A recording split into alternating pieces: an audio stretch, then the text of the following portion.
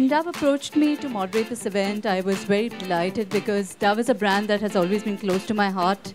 And like Dove believes, women should not really be anxious about their beauty. They shouldn't have anxiety about their beauty, but their beauty should be a source of confidence. That's something that I've always believed in. In fact, tried to live my life by that. But how true is that? They've given me, the wonderful people at Dove have given me some research which says, believe it or not, only 4% of women in the world are confident about their beauty.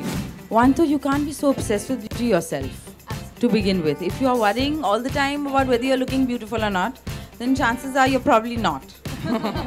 You know, I think that if your confidence, I mean, it's all in the mind. That's what we're here to discuss today. You know, beauty is a state of mind. So if you're confident about your mind and, you know, how you function as a person, and, you know, confident about other areas in life other than just beauty, then I think that you get the right balance. And, you know, because even the most beautiful women don't look beautiful all the time, you know. So as long as, you know, you, so that confidence, that the self-esteem, that which all in the mind, that has to be there. I think that is the most important thing. I think for me, comfort is really important. You know, I come in from an industry where I'm around food all day long.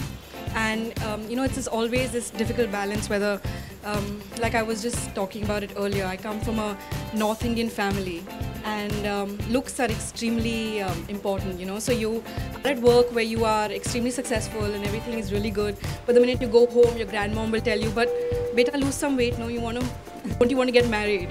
So this is this constant struggle between feeling beautiful because of who you are and what you've achieved, as compared to what you look like and what others perceive you. I've just reconciled myself to the fact that, you know, there are some days where I look great and some days I don't look that great, and then you just try to focus on the other things. And I don't like being told what to do mostly. So even if from the, like, you know, whether it's the fashion world or the beauty world, I don't like being told what to do. So I think that's just an inherent part of my personality, you know. So I feel defensive, I feel rebellious like that. So then I don't dress up or I do things. I have to say I've never really had role models growing up, ever. I really haven't. Maybe it's because, again, I've had, you know, my mother has been such a strong and positive, you know, influence in my life that I've never really had to look elsewhere, because she's, you know, I've always felt she's accomplished so many things by herself.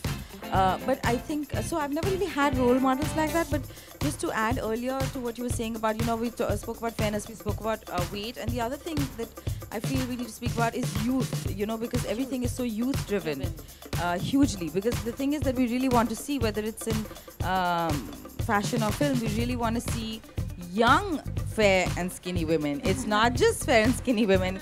It won't do if you're 50 fair and skinny. You have to be young. The man can be 50, but the woman should ideally be about 20. All the time. Everybody have to be so fit all the time. We're not all climbing a mountain, you know.